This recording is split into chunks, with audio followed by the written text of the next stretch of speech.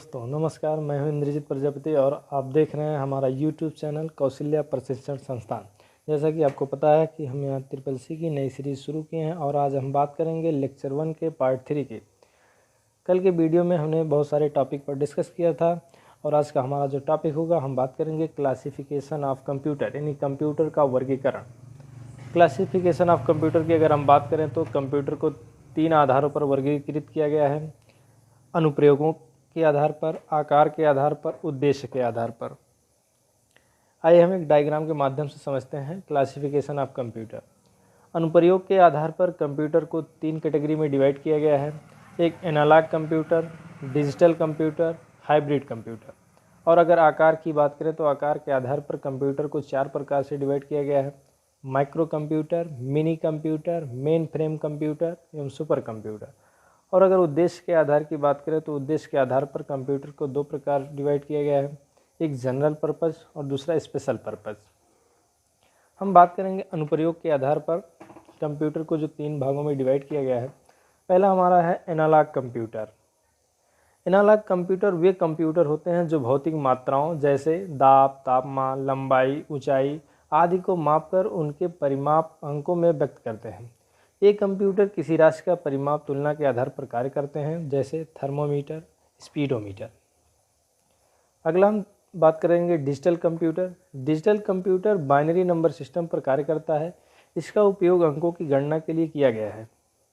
Input किए गए data और प्रोग्राम को 0 और 1 में परिवर्तित करके इन्हें इलेक्ट्रॉनिक रूप में प्रयुक्त करते हैं, जैसे डेस्कटॉप, लैपटॉप, मोबाइल एक्सेट्रा। अनुप्रयोग के आधार पर तीसरे नंबर की बात करें हम हाइब्रिड कंप्यूटर। इसके द्वारा भौतिक मात्राओं को अंकों में परिवर्तित करके उन्हें डिजिटल रूप में प्रोसेस करने का कार्य करता है, जैसे ईसीजी, डायलिसिस मशीन। अगला हम बात करेंगे आकार के आधार पर। आकार के आधार पर हमने बात किया कंप्यूटर 4 प्रकार के होते हैं। पहला हम बात करेंगे माइक्रो कंप्यूटर। माइक्रो कंप्यूटर छोटे, कम लागत वाले और सिंगल यूजर डिजिटल कंप्यूटर हैं। उनमें CPU, input unit, output unit, storage unit और सॉफ्टवेयर शामिल होते हैं, जैसे PC, laptop, notebook, computer, smartphone, laptop. दूसरा हम बात करेंगे मिनी कंप्यूटर। यह आकार में माइक्रो कंप्यूटर से बड़े होते हैं और मल्टी यूज़र होते हैं। इसमें एक साथ में 250 यूजर तक काम कर सकते हैं। इनकी कार्य करने की क्षमता माइक्रो कंप्यूटर से कई गुना होती है। तीसरे की बात करें main frame computer. Main frame आकार में बहुत बड़ा है और महंगा कंप्यूटर है।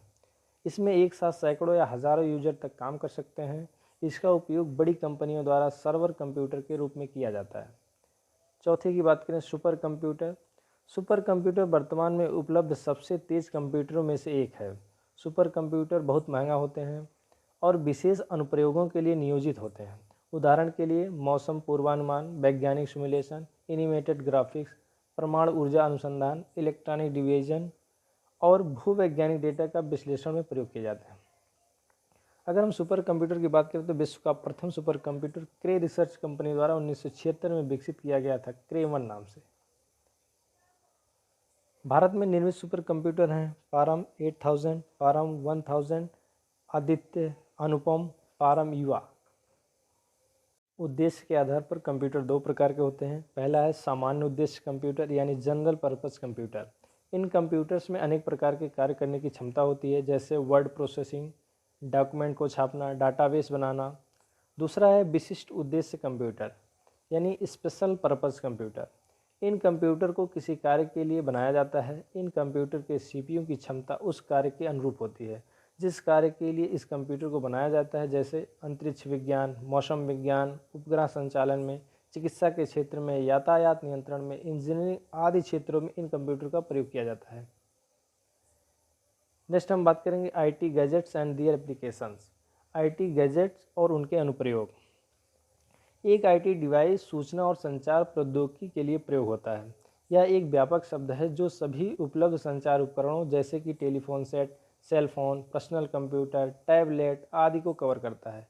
आईटी में इंटरनेट से जुड़े डिवाइस और वायरलेस तकनीक द्वारा समर्थित मोबाइल दोनों शामिल हैं। इसकी परिभाषा में उपकरणों जैसे लैंडलाइन फ़ोन, रेडियो और प्रसारण, टीवी शामिल हैं। आईसीटी डिवाइस व्यक्तियों और संगठनों कंपनियों, सरकारों और शैक्षिक प्रतिष्ठानों के लिए विशेष रूप से डिज़ाइन किए गए अनुप्रयोगों के माध्यम से डिजिटल दुनिया में एक दूसरे के साथ संवाद करने की अनुमति देते हैं। नवीनतम आईटी गैजेट्स और उनके उपयोग में स्मार्टफोन, टैबलेट, डिजिटल टीवी और अन्य रोबोट आधारित तकनीक शामिल है। हमारे दैनिक जीवन में आईटी के समावेश में लगभग सभी चीज़ों को बदल दिया है।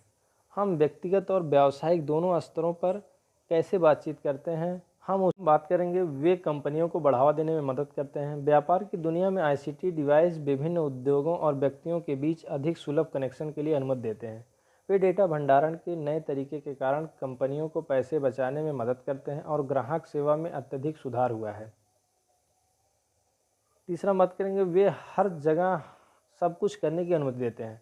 साधारण नागरिकों के रूप में हम फ़ोन पर बात करने या किसी को टेक्स्ट करने के लिए आईटी गैजेट्स का उपयोग करने का आनंद ले सकते हैं। यदि हम इंटरनेट पर एक नज़र डालें तो हम दर्जनों सोशल मीडिया वेबसाइट साझा कर सकते हैं, हज़ारों छवियां पा सकते हैं और सबसे दिलचस्प लेख पढ़ सकते हैं। ये सभी चीज़ें सूचना और संचार प्रौद्योगिकियों के माध्यम से उपलब्ध है। अगला बात करेंगे, वे हमारी प्रभावशीलता को बढ़ाते हैं। यानी आईटी उपकरणों की शुरुआत से पहले संदेश या पत्र को अपने गंतव्य तक पहुंचने में दिन या सप्ताह लगते थे। कुछ जानकारी का पता लगाने के लिए पुस्तकालय में जाने के बजाय अब हमारी सेवा में इंटरनेट है। अगला बात करेंगे, वे जगह को बचाने में मदद करते हैं। प्रत्येक नया सेलफोन पिछले की तुलना में छोटा हो रहा है, टीवी सेट पतले हो गए हैं और लैपटॉप कम से कम जगह लेते हैं। जैसे कि अधिकांश लोगों के पास रहने के लिए सीमित स्थान है, वह बहुत सराहनीय पहलू है। वे हमारा मनोरंजन करते हैं। आईटी गैजेट्स की वर्तमान पीढ़ी के साथ आपके पास चुनने के लिए मनोरंजन स्रोतों की एक विशाल विविधता है। आप अपने पीसी पर एक गेम खेल सकते हैं, टीवी पर एक शो देख सकते हैं या सिर्फ यूट्यूब पर सैकड़ों वीडियो में खुद को खो सकते हैं।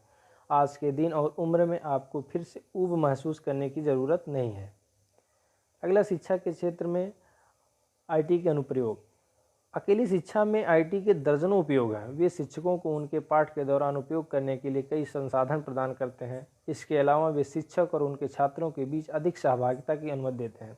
व्यक्तिगत कंप्यूटर का उपयोग परीक्षण के लिए किया जा सकता है। भौतिक रूप में उपलब्ध पुस्तकालयों को डिजिटल रूप में बदलने तथा उनके विद्यार्थियों तक उपलब्ध बढ़ाने में सहायक है। आज के लिए हमारा बस इतना ही। अगली वीडियो में हम बात करेंगे basic of hardware and software. Thank you for watching. Please subscribe this channel and like my videos. Thank you.